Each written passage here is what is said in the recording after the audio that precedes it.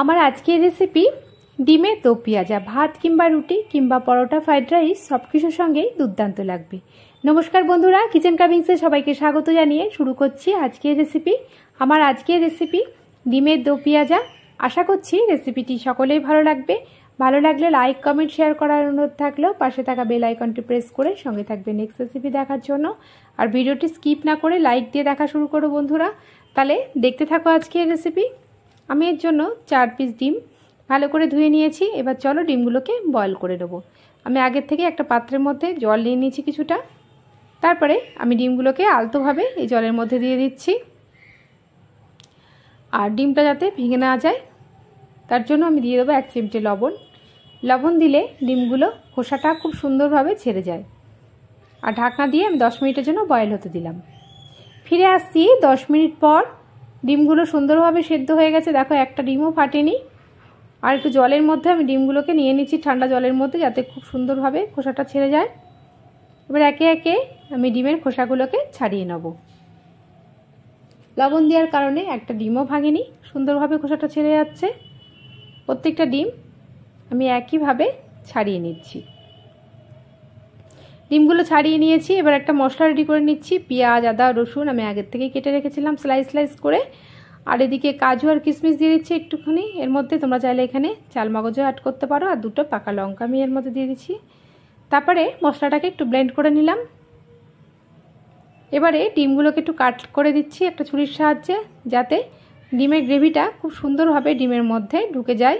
এতে ডিমের কারিটার স্বাদটা খুব সুন্দর হয়, গ্রেভিটা খুব সুন্দরভাবে ডিমের মধ্যে ঢুকে যায়। এবার চলো ডিমগুলোকে আমি ফ্রাই করে নেব। আমি ওভেনে একটা কড়াই বসিয়ে দিয়েছি। কড়াইটা গরম হলে আমি সর্ষের তেল দিয়ে দেবো। রান্নাটা অবশ্যই সর্ষের তেলে করবে। দিয়ে দিচ্ছি সর্ষের তেল। আর যাতে তেলটা না ছিটকায় তার জন্য দিয়ে দিচ্ছি একটু স্বাদ মতন লবণ আর হলুদ পরিমাণ মতন। তারপরে একটু নেড়ে চেড়ে আমি ডিমগুলোকে আলতোভাবে এর মধ্যে ছেড়ে দিচ্ছি।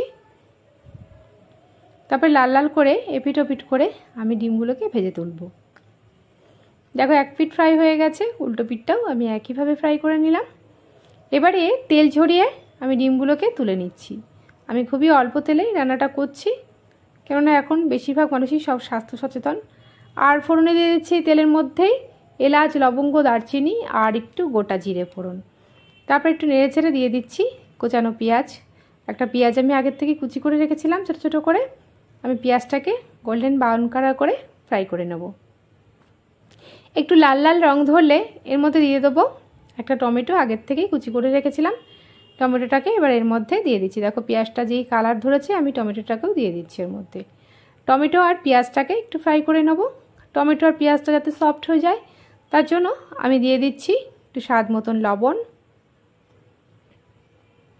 আর দিয়ে দেবো একটু হলুদ গুঁড়ো। তারপরে ভালো করে নেড়ে চেড়ে নিচ্ছি। পেঁয়াজটা যখন সফট হয়ে আসবে তখন আমি এর মধ্যে দিয়ে দেবো ব্লেন্ড করে রাখা সেই মশলাটা। পেঁয়াজ, আদা, রসুন, কাজু, কিশমিশ দিয়ে যেটা ব্লেন্ড করে রেখেছিলাম সেই মশলাটা দিয়ে আমি এটাকে একটু কষিয়ে নেব। 4 থেকে 5 মিনিট আমি কষিয়ে নেব।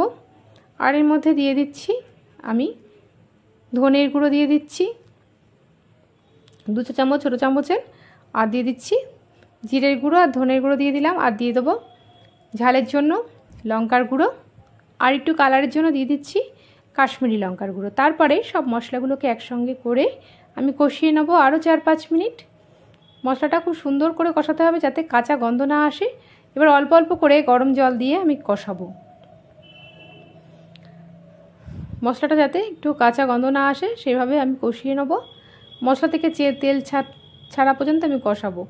ঢাকনা দিয়ে দিচ্ছিলাম 5 থেকে 6 মিনিটের জন্য। ফিরে আসছি 6 মিনিট পর। দেখো আস্তে আস্তে তেলটা সেপারেট হচ্ছে মশলা থেকে। এবারে আমি এই পর্যায়ে ডিমগুলোকে দিয়ে আমি কষিয়ে নেব। মশলাটা আরও 4-5 মিনিট আমি কষিয়ে নেব। ডিমগুলোকে দিয়ে মশলার সাথে কষালে ডিমের মধ্যে গ্রেভিটা ঢোকে আর টেস্টটাও খুব সুন্দর আসে। আর দিয়ে দিচ্ছি আর একটু সামান্য লবণ। লবণ যেহেতু আগের থেকে দিয়েছিলাম আমি আর একটু লবণ অ্যাড করলাম। একটু লবণ কম হয়েছিল তাই একটু লবণ অ্যাড করে দিলাম। তারপরে আমি ভালো করে নেড়ে চেড়ে নিচ্ছি। আর অল্প অল্প করে আমি একটু করে গরম জল দিয়ে আমি এটাকে কষিয়ে নিচ্ছি। একবারে জলটা দিচ্ছি না, তাহলে কাঁচা গন্ধ আসে। দেখো মশলাটা পুরো কষানো হয়ে গেছে। এবারে আমি দিয়ে দেবো সামান্য পরিমাণ একটু টক দই। টক দইটা দিয়েও আমি একটু কষিয়ে নিচ্ছি খুব সুন্দর করে। টক দইটা দিলেই খুব সুন্দর হয় খেতে। তারপরে ভালো করে নেড়েচেড়ে নিচ্ছি টক দই দিয়ে। এটা দিয়ে বেশিক্ষণ আমি কষাবো না টক দই দিয়ে। এরপরে আমি গরম জল আরেকটু অ্যাড করে দিলাম। তারপরে নেড়েচেড়ে এবার আমি একটু ঢাকনা দিয়ে দেবো। আরও 5 মিনিটের জন্য আমি ঢাকনা দিয়ে দিলাম। ফিরে আসছি 5 মিনিট পর। এটা ফ্রাই হতে হতে এদিকে একটা ফ্রাই প্যানের মধ্যে আমি দিয়ে দিচ্ছি একটু সাদা তেল, আর কেটে রেখেছিলাম স্লাইস করে পেঁয়াজ কুচি আর টমেটো আর 4-5টা চেরা কাঁচা লঙ্কা। তোমরা চাইলে এখানে ক্যাপসিকাম থাকলে ক্যাপসিকামটাও অ্যাড করতে পারো। এই মুহূর্তে আমার কাছে ক্যাপসিকামটা ছিল না, আমি তাই পেঁয়াজ আর টমেটো দিয়ে আমি কাজ চালিয়ে নিলাম। এবারে একটু সফট হওয়ার জন্য আমি একটু স্বাদ মতন লবণ আর হলুদ দিয়ে ফ্রাই করে নিচ্ছি।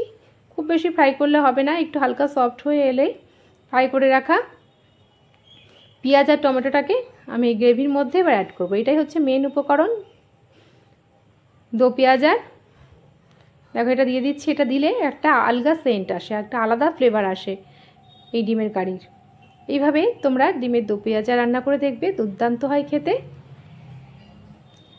দেখো ফাইনালি আমার ডিমের কারি রেডি হয়ে গেছে। এখন আমি ওপর থেকে দিয়ে দিচ্ছি একটু শাহি গরম মশলা ফ্লেভারের জন্য, দুর্দান্ত লাগে।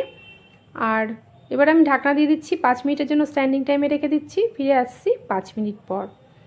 এবারে দেখো আমি গরম গরম একটা প্লেটের মধ্যে সার্ভ করে নিচ্ছি। এটা ভাত, রুটি, পরোটা সব কিছুর সঙ্গেই দুর্দান্ত লাগে, এমনকি ফ্রাইড রাইস পোলাওয়ের সঙ্গেও দুর্দান্ত লাগে। তোমরা অবশ্যই একবার এই রেসিপিটি ট্রাই করে দেখো বন্ধুরা, অসাধারণ লাগবে। আশা করছি রেসিপিটি সকলের ভালো লেগেছে। ভালো লাগলে লাইক, কমেন্ট, শেয়ার করার অনুরোধ থাকলেও পাশে থাকা বেল আইকনটি প্রেস করে সঙ্গে থাকবে নেক্সট রেসিপি দেখার জন্য।